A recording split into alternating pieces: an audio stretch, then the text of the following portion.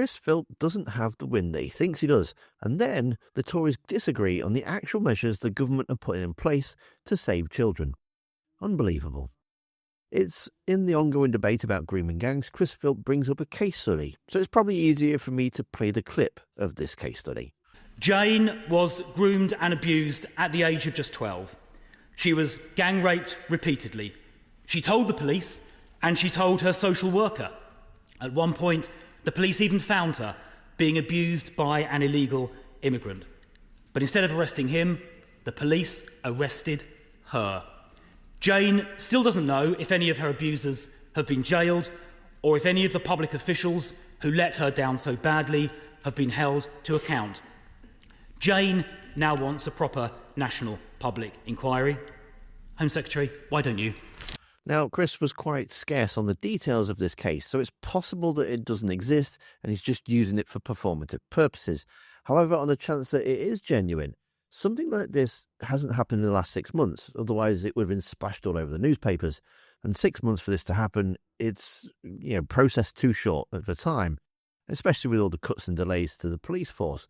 So it must have happened within the last 14 years when the Tories were in power. Therefore, Chris Philp, who was a policing minister, has known about this case, known when it happened, known the victims, and known the perpetrators, and has done absolutely nothing in his power as an MP or a policing minister to bring the actual perpetrators to justice. And now he's claiming that Jane doesn't want to see justice, she just wants another inquiry. I'm not overly convinced it's real. What do you think? Pop your answers down in the comments. And then, during the response from the Home Secretary, Vivek Cooper, just watch the Tory MP completely disagreeing with the actual measures the government are putting in place for child protection. The independent inquiry into child abuse also ran a 2-year investigation into child sexual exploitation and grooming gangs. And one of the shocking things that it found was less is now known and understood about the prevalence of this appalling crime than prior to 2015. So in that period, from 2015 to 2022, even after we knew about what had happened in Rotherham, and even after Baroness Louise Casey had identified the impact and the failure to address issues about race and ethnicity, again, the previous government went backwards on issues around gathering data and information and the need for proper evidence.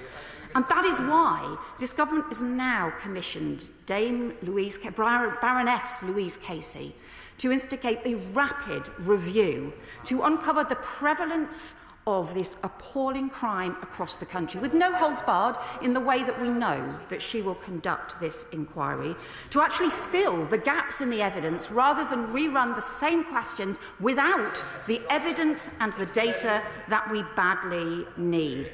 And I would also point out to him, his party also weakened the disclosure and barring rules in 2012, again making changes that I and the policing minister opposed at the time, and the independent inquiry has recommended reversing in order to keep children safe. Rightly, but again, his party failed to act. Now, I hope that the action that we have announced should be supported right across the country, including the duty to report child abuse, proper penalties to cover it up, stronger sentences for grooming gangs, new rights for victims to get an independent review on reopening their case, new action to reopen historic police investigations, new standard for the police to meet, a new victims and survivors panel, a new audit of the scale and nature of child sexual exploitation and grooming gangs, led by someone who uncovered a lot of the problems in Rotherham, including their failure to confront Pakistani heritage gangs, new ethnicity data to be gathered and published, which he failed to do, new national support for local inquiries, including the Telford model,